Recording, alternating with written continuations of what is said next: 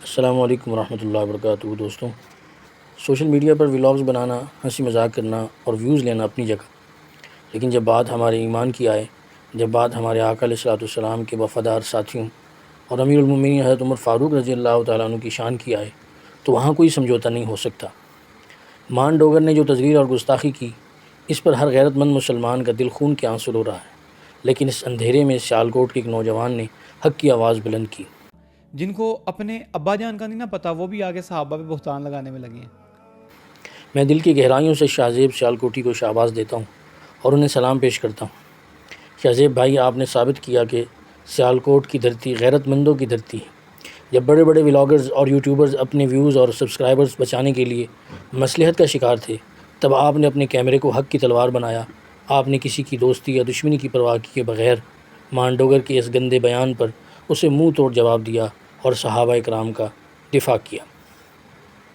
لیکن افسوس کی بات دیکھیں، اب سننے میں آ رہا ہے کہ رجب بٹ اور ان کے کچھ ساتھی شاہ زیب سیالکوٹی کو ڈرا دھمکا رہے ہیں، ان پر دباؤ ڈال رہے ہیں۔ رجب بٹ صاحب، آپ کی ولاگنگ اپنی جگہ، آپ کی فین فالوئنگ اپنی جگہ، لیکن یاد رکھیں، صحابہ کی شان سے بڑھ کر کوئی فین فالوئنگ نہیں۔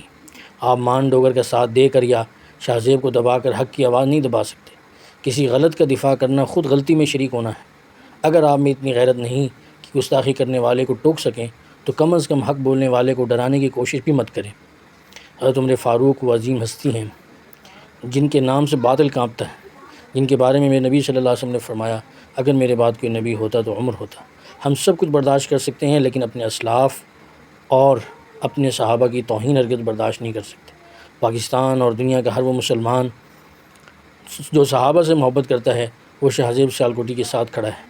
دھمکیوں سے وہ ڈرتے ہیں جن کے پیچھے کوئی سچائی نہیں ہوتی۔ شاہ زیب کے پیچھے تو کروڑوں مسلمانوں کی دعائیں اور ایمان کی طاقت ہے۔ میں اپنے تمام دیکھنے والوں سے کہوں گا کہ کمنٹس میں شاہ زیب سیالکوٹی کی حمایت کریں اور اس ویڈیو کو زیادہ سے زیادہ شیئر کریں، تاکہ ان ڈرانے دھمکانے والوں کو پتہ چلے کہ حق کی آواز اکیلی نہیں ہوتی۔ شاہ زیب بھائی، آپ ڈٹے رہیں، پورا پاکستان آپ کے ساتھ ہے۔